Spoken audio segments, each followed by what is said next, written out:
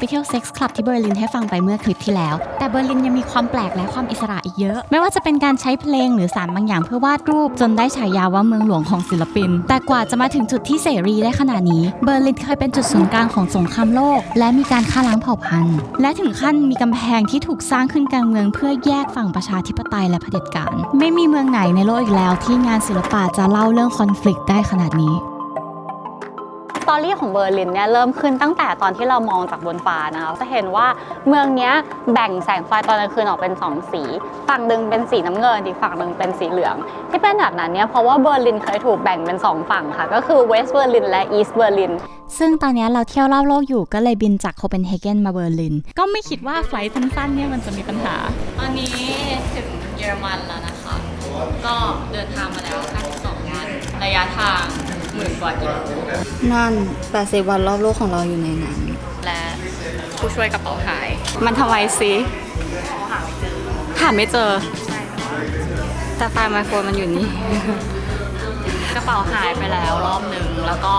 หูฟังหายไปแล้วแล้วก็ทำเสื้อหายไปแล้ว1 ตัวไม่หายหรอกฉันหายไปแล้วเหมือนแอร์พอร์ตเป็นบ้านไปแล้วตอนนี้บินเยอะมากเฉลี่ยแล้วบินอาทิตย์ละ2 ไฟล์บินเหมือนเป็นแอร์เลยได้เช็คอินกระเป๋าเองแล้วก็ได้สแกนกระเป๋าเองด้วยคือบางทีก็รู้สึกเหมือนได้คอสเพลย์เป็นแอร์จริง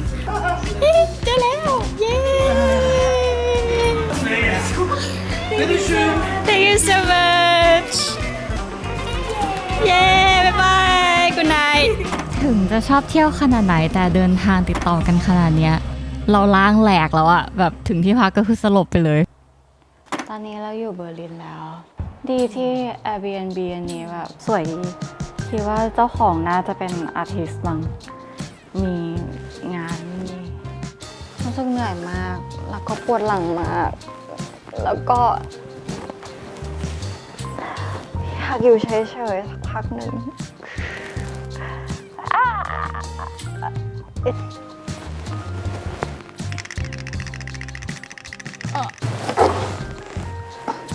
แต่จะบอกว่าเมื่อคืนตอนที่เรามาถึงห้องเนี้ยตอนแรกเรากลัวมากเลยเพราะว่าไม้มันลั่นแล้วก็นี่จะให้ดูคือสิ่งที่อยู่ในห้องนอนและในห้องนอนเราก็คือมีสิ่งนี้ที่สวยงามแล้วก็ภาพนั้นที่สวยงามแต่พอกลางวันก็แบบโอ้ยห้องเขาสวยจังเลยเนาะแบบดูมีเทสดูมีความแบบเป็นเมืองที่เต็มไปด้วยแรงบันดาลใจ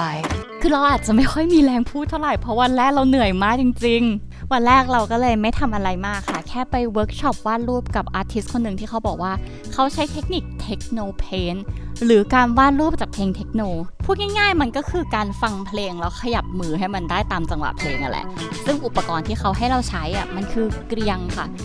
เขาก็จะให้เราใช้เกลียงแข็งๆเนี่ยสร้าง texture พร้อมกับฟังเพลงไปด้วย Yeah, that's good. So we're going to start because we're in a home space and we cannot play loud music and basically we're going to paint according to the music. So the host gave me the headphone, gonna put this on and paint like dancing with a brush. เขาให้เราเลือกสีที่เราฟังเพลงแล้วรู้สึกว่าเพลงนี้เป็นสีอะไรแล้วก็มูดของเราวันนี้เป็นยังไงแล้วก็ให้เราเคาะเกลียงตามจังหวะหรือความรู้สึกตัวอาร์ติสต์คนนี้เป็นคนรัสเซียที่ย้ายมาเบอร์ลินค่ะเขาก็เคยทำงานแบบบริษัทธรรมดามาก่อนแต่ว่ารู้สึกเครียดรู้สึกชีวิตไม่มีความสุขตัวเขาชอบเที่ยวชอบฟังเพลงมากๆเขาก็เลยมีวันหนึ่งมองไปที่กลุ่มคนที่เต้นอยู่แล้วก็รู้สึกว่าคนเต้นเนี่ยมันเหมือนภาพแอบสแตรกเลยเนาะเขาก็เลยฟังเพลงแล้วก็บอกว่าผ้าใบเนี่ยเป็นแดนซ์ฟลอร์ของเขาแล้วก็สร้างงานศิลปะแบบของตัวเองซึ่งเขาคือคนที่แนะนำคลับให้เราไปเที่ยวที่เราเล่าให้ฟังเมื่อคลิปที่แล้ว Okay, so it's done for me. For me, after like listening to music and painting at the same time, there's like a movement, there's the stories, there's the contrast, all the steam. It's good. ในที่สุดหลังจากที่ได้พักผ่อนบ้างเราก็ค่อยมีแรงหน่อยเบอร์ลินเนี่ยมันจะมีเสน่ห์ของตัวเองนะก็คือมันจะมีความดิบผสมความคลาสสิกอยู่ซึ่งมันเกิดจากประวัติศาสตร์อันยาวนานของเมืองและอีกจุดหนึ่งที่สำคัญมากๆก็คือเรื่องของสงครามโลกนั่นเองที่เนี่ยเป็นเวทีฉากสำคัญที่สุดของสงครามโลกและสงครามเย็นเลยส ตอรี่ของเบอร์ลินเนี่ยเริ่มขึ้นตั้งแต่ตอนที่เรามองจากบนฟ้านะคะเพราะว่าถ้าเกิดว่าเรามองจากบนฟ้าลงมาเนี่ยเราจะเห็นว่าเมืองนี้แบ่งแสงไฟตอนกลางคืนออกเป็น2สีฝั่งหนึ่งเป็นสีน้ำเงินอีกฝั่งหนึ่งเป็นสีเหลืองที่เป็นแบบนั้นเนี่ยเพราะว่าเบอร์ลินเคยถูกแบ่งเป็น2ฝั่งค่ะก็คือเวสต์เบอร์ลินและอีสต์เบอร์ลินแล้วก็ถูกขั้นกลางด้วย physically กำแพงเบอร์ลินจริงๆฝั่งหนึ่งเป็นฝั่งประชาธิปไตยอีกฝั่งหนึ่งเป็นฝั่งที่ใช้ระบบสังคมนิยมเพราะว่าตกอยู่ภายใต้โซเวียตซึ่งโมเมนต์ที่กำแพงเบอร์ลินถูกทำลายลงเนี่ยมันเป็นโมเมนต์ที่เป็นสัญลักษณ์ว่าสงครามและสงครามเย็นเนี่ยได้จบลงแล้วและทั้งหมดเนี่ยมันถูกทำลายลงด้วยความบังเอิญค่ะเราสามารถเรียนรู้ประวัติศาสตร์ของเมืองได้โดยการมองผ่านงานศิลปะซึ่งไม่มีเมืองไหนในโลกอีกแล้วที่เราจะพูดว่าประวัติศาสตร์ของมันฝังอยู่ในงานศิลปะได้เท่าเบอร์ลินนะคะไม่ว่าจะเป็นถนนหนทางตึกหรือแม้กระทั่งสีของแสงไฟในทุกๆที่ที่เราเดินไปเบอร์ลินพยายามที่จะ remind ทุกคนที่อาศัยอยู่ในเมืองนี้ว่าเราเคยมีอดีตที่เลวร้ายและเราจะไม่ทำมันอีกแล้ววันนี้เนี่ยเราก็จะพาคุณไปเดินเล่นในเบอร์ลินเพื่อที่จะดูสิ่งต่างๆแล้วก็เล่าเรื่องนี้ให้ฟังก้อนทองนี้นะคะคือ stumbling stone นะคะหรือหินที่จะแปะไว้ที่หน้าบ้านเพื่อที่จะแสดงว่าในบ้านหลังนี้เคยมีคนอยู่แล้วก็เสียชีวิตซึ่งเป็นชื่อตามนี้สาเหตุที่เขาดีไซน์ให้ stumbling stone มันอยู่แบบบนฟุตบาทที่เราสามารถเดินเจอได้ทั่วไปเพราะว่าเหมือนเขาอยากจะให้เราremind ถึงประวัติศาสตร์ที่เราทำว่าคุณไม่สามารถหนีจากอดีตของคุณได้นะไม่ว่าคุณจะใช้ชีวิตประจำวันเดินไปเนี่ยคุณก็อาจจะเจอสิ่งนี้แล้วคุณจะได้ remind ถึงสิ่งที่ประเทศเราเคยทำแล้วก็อย่าทำแบบนั้นอีกอย่าซ้ำรอยประวัติศาสตร์อีกซึ่งรู้สึกว่าเป็นการใช้งานดีไซน์ในชีวิตประจำวันที่ดีที่นี่คือโบสถ์เบอร์ลินแคทเดรัลนะคะก็คือเป็นโบสถ์ที่โดนบอมไปเยอะในช่วงสงครามโลกครั้งที่2ตอนนี้เนี่ยเขากำลังซ่อมอยู่เพื่อ restore ให้มันเป็นสภาพเดิมส่วนอินทีเรียข้างในเนี่ยถูกซ่อมเสร็จไปเมื่อปี 2002 ดอกไม้สวยเหมือนดอกไม้ปลอมเลยเบอร์ลินเนี่ยเป็นเมืองที่3ในยุโรปที่เรามาในทริปนี้นะคะและนี่ก็เป็นครั้งแรกที่เรามาเยอรมันด้วยก็รู้สึกว่าไม่เหมือนที่คิดไว้แบบภาพที่คิดเยอรมันไว้ในหัวกับสิ่งที่เห็นที่เบอร์ลินเนี่ยไม่เหมือนกันคือมันมีคนบอกเราว่าเบอร์ลินมันเป็นเมืองหลวงศิลปะเมืองที่อิสระมากเลยนะซึ่งตอนแรกเราก่อนที่จะมาก็จินตนาการไม่ออกแหละแต่ว่าพอมาถึงแล้วก็รู้สึกว่าคนที่นี่มันแบบ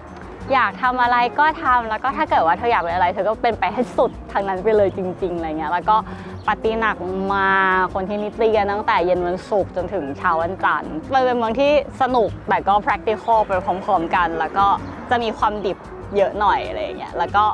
มีร่องรอยของสงครามเยอะแบบมีประวัติศาสตร์ที่โชคโชนมาก่อนแล้วอีกอย่างหนึ่งที่เรารู้สึกไม่ใช่แค่รู้สึกเพราะเบอร์ลินนะแต่รู้สึกตลอดที่เดินทางมาเลยก็คือรู้สึกว่าตั้งแต่มาทริปเนี้ยเราดีใจและภูมิใจกับการที่ตัวเองวาดรูปได้มากขึ้นเยอะจากแต่ก่อนเราจะแอบอิจฉาคนที่ร้องเพลงได้หรือเต้นได้อยู่ในใจตลอดเพราะเรารู้สึกว่ามันเป็นความสามารถที่แบบโชว์ได้เอนเตอร์เทนคนได้คนดูแล้วมีความสุขอะไรเงี้ยแต่ว่าวาดรูปมันเหมือนว่ามันต้องวาดเงียบๆอยู่ในห้องอะไรเงี้ยแล้วมันเพอร์ฟอร์แมนซ์ไม่ได้ใช่ปะแต่ว่าพอมาทริปเนี้ยรู้สึกว่าการวาดรูปของเรามันก็ทำให้เราเป็นตัวเราดีมันทำให้เรามีหัวข้อที่จะคุยกับคนหรือว่าสามารถสร้างสรรค์สิ่งต่างๆของเราเองได้แล้วมันก็เป็นศาสตร์ที่คนเห็นแล้ว enjoy เช่นกันเหมือนกับคนเห็นคนร้องเพลงหรือเต้นรำมีแรงบันดาลใจในการทำงานมากขึ้นเยอะที่นี่เรามาเจอเพื่อนอาร์ติสต์คนหนึ่งที่เขาทำงานแบบกึ่งอินฟลูเอนเซอร์เหมือนกันนอกจากจะพาเราไปเที่ยวแกลเลอรี่ต่างๆแล้วเขาก็คือคนที่ชี้ให้เราดูอนุสรณ์หรือว่าสิ่งประดิษฐ์ต่างๆที่มันรีมายถึงสงครามในเมืองและเขาบอกเราว่าเป็นอาร์ติสต์ในเบอร์ลินมันมีวิธีให้หาเงินและใช้ชีวิตเยอะมาก So I haven't properly introduced my artist friend yet. So your name? Yeah, my name's Jette. Mm-hmm. I'm based in Berlin. I'm an artist and an artfluencer, a YouTuber as well. So I do cover a lot of my own work and art history facts, kind of like you do. Yeah. But it's mostly in German, and I have an English channel as well, but that's just starting out at the moment. Yeah. Go follow her English channel. So yeah, I think that you'll enjoy her work a lot if you enjoy my work because she talk a lot about art history too. And a lot of the places that I went to in this video came from her. She's the one who recommended everything. Yeah, we're having a good time Yes. this weekend. เราเริ่มออกเดินทางตั้งแต่ตอนที่อากาศยังหนาวมากจนกระทั่งอุ่นขึ้นเรื่อยๆแล้วในที่สุดตอนนี้ก็เป็นช่วงกลางฤดูใบไม้ผลิแล้ววิวสวยๆของเมืองเนี่ยมันทำให้เราเกือบลืมไปเลยว่าเมืองเนี้ยก็มีอดีตที่หดหู่อยู่ ที่นี่คือ Holocaust Memorial นะคะหรือว่าเป็นอนุสรณ์ที่ทำขึ้นมาเพื่อรำลึกถึงการฆ่าล้างเผ่าพันธุ์ยิวในช่วงสงครามโลกครั้งที่ 2ซึ่งสงครามโลกเนี่ยเป็นจุดเริ่มต้นที่ทำให้เกิดเหตุการณ์แบ่งเยอรมันออกเป็น2ฝั่งในภายหลังเพราะว่าในช่วงก่อนสงครามโลกเนี่ยเยอรมันเนี่ยประสบปัญหาเศรษฐกิจตกต่ำเนาะซึ่งมันส่งผลมาตั้งแต่ตอนสงครามโลกครั้งที่1ละพอเศรษฐกิจตกต่ำเรื่อยๆมาเนี่ยก็ทำให้พรรคนาซีเนี่ยขึ้นมามีอำนาจเพราะว่าเขาสัญญาว่าเขาจะทำให้คนเยอรมันมีขนมปังและซุปกินอีกครั้งหนึ่งในที่สุดตรงปลายสงครามเยอรมันแพ้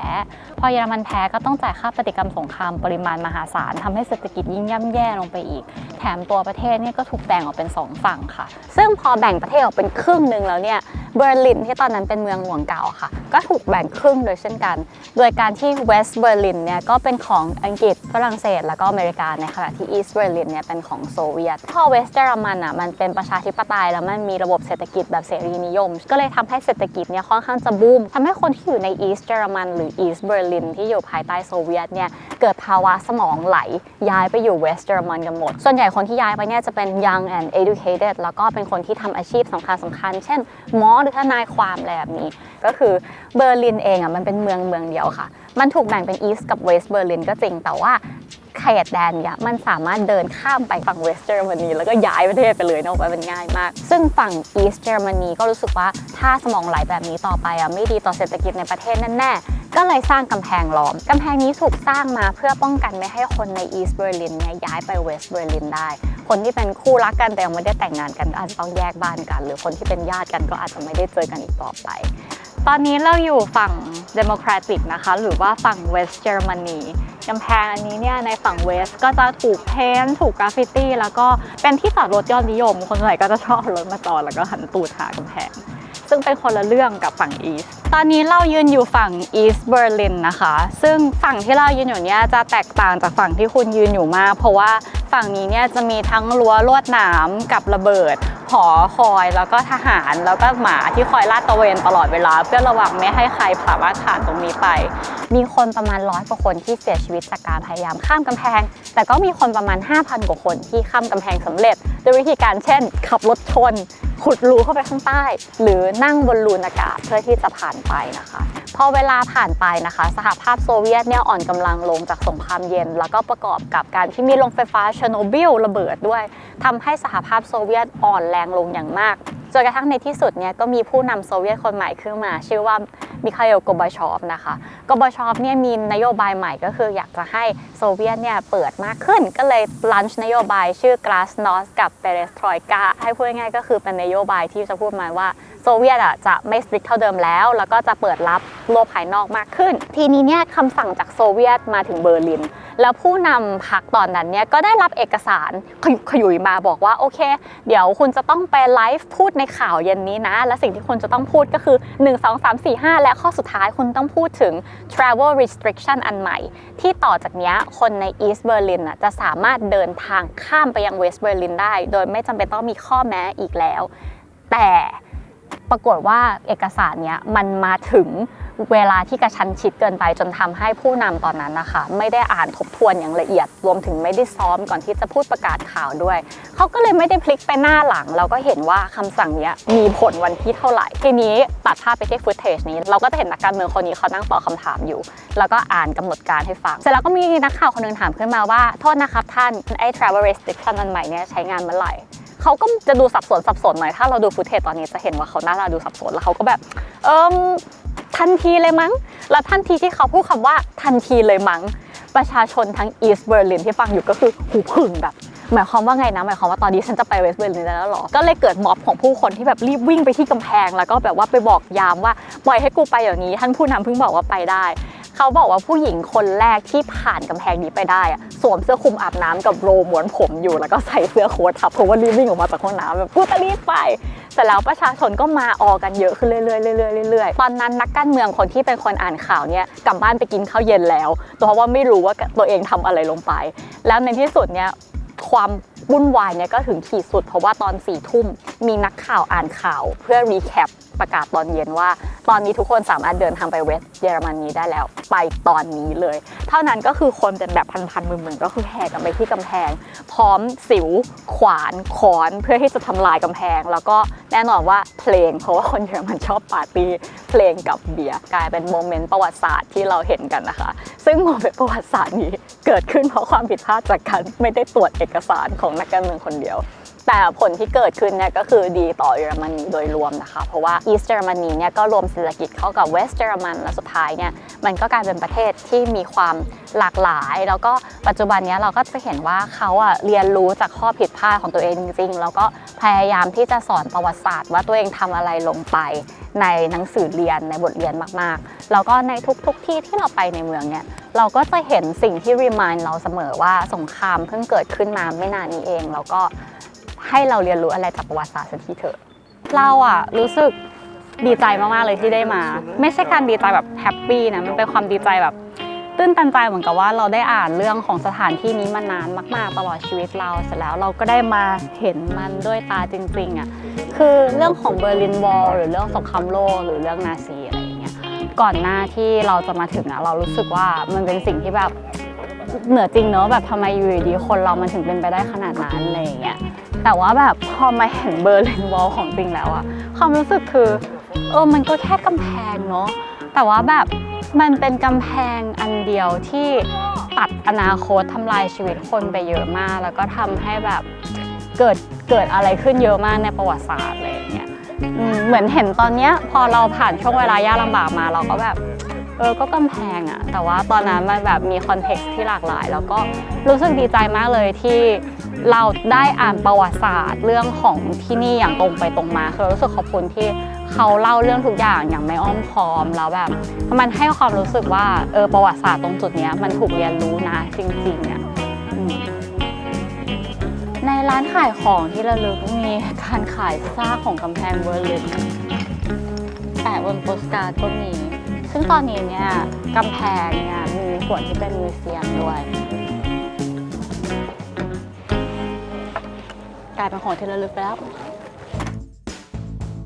หลังจากที่ได้ฟัง background story ของเบอร์ลินเนี่ยเราก็หวังว่าถ้าเกิดว่าใครมีโอกาสได้ไปเที่ยวก็จะทำให้เที่ยวสนุกขึ้นวันที่เหลืออยู่เราใช้ไปกับการไปเที่ยวแกลเลอรี่กับเพื่อนค่ะเพราะว่าก็อย่างที่เขาบอกว่าที่เนี่ยเป็นเมืองหลวงของอาร์ติสต์เราก็เลยอยากไปดูว่าไหนงานศิลปะที่นี่มันจะเป็นยังไงก็เจอว่าเขารวมงานศิลปะจากศิลปินหลายชนชาติมากๆเลยแบบให้โอกาสกับคนทุกกลุ่มก็เลยหวังว่าสักวันหนึ่งมันคงเป็นเราเนาะแล้วหลังจากเสพศิลป์ที่เบอร์ลินจนจุใจสต็อปหน้าของเราก็คือฮังการีนี่เป็นครั้งแรกที่ได้มาฮังการีเดี๋ยวเราจะไปตามรอยเวสต์แอนเดอร์สันที่บูดาเปสต์กันโรงแรมโฮเทลบูดาเปสต์ของจริงคนที่ชอบงานศิลปะอย่างชาวช่องเราเนี่ยไม่น่าจะไม่รู้จักงานของเวสต์แอนเดอร์สันใช่ไหมคะเขาคือผู้กำกับที่มี Art Direction Symmetry น่ารักมีสไตล์สุดๆและเราจะไปเมืองที่เป็นแรงบันดาลใจในผลงานเขาแต่เมืองมันไม่น่ารักอย่างที่คิดค่ะและหลังจากนี้สถานการณ์การเดินทางของเราจะลงเหวไปเลยเพิ่งรู้ตัวว่าเราน่าจะทำแหวนออมหายแบบเป็นแหวนคู่ที่ใส่ด้วยกันทำไงดี